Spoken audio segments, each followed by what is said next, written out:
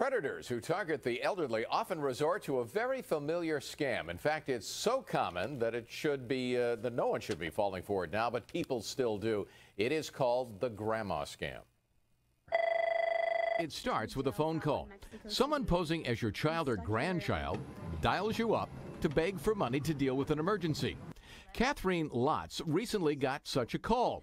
She was led to believe that her granddaughter, Alexandra, was on the line calling from a jail in Mexico where she was allegedly being held after a traffic accident. It sounded like her, and she sounded deeply troubled. The person posing as Alexandra suckered Catherine by calling her grandma and then introducing another person posing as a helpful jailhouse lawyer.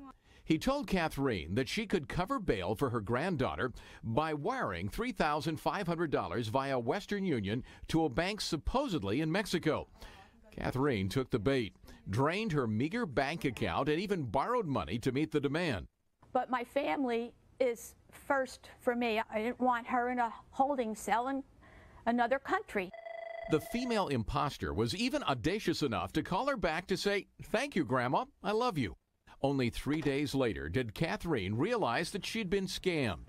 The real Alexandra, responding to a frantic voicemail from her, called to say that she was just fine and she'd never been in Mexico, much less in a jail there.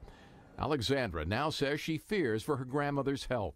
She sounded like she was in excruciating pain. Catherine lives on Social Security, and the scam obliterated her finances. Joanne McNabb, chief of California's Office of Privacy Protection, says the elderly are particularly easy marks, especially if they live alone and have a hearing problem or other infirmities. The reason why a scam like the grandma scam works is it plays on people's trusting natures. Somebody who tends to be trusting, who may be lonely. McNabb says that scammers gather their targets' information from public records, telemarketers' lists, and social networking sites like Facebook. And how can you protect yourself against a scammer's call? Listen rather than speak. Ask questions rather than answers. Ask for a callback number. Scam artist isn't going to give a good working callback number. Catherine is currently working with police to get her money back, but experts say that seldom ever happens. They were so cunning. I hope those people rot. Well, the reason we wanted to bring you this story now is because there has been a sudden upsurge in these scams, the grandma scam, in recent months, and law enforcement simply does not know how to stop it except by alerting you to be on guard.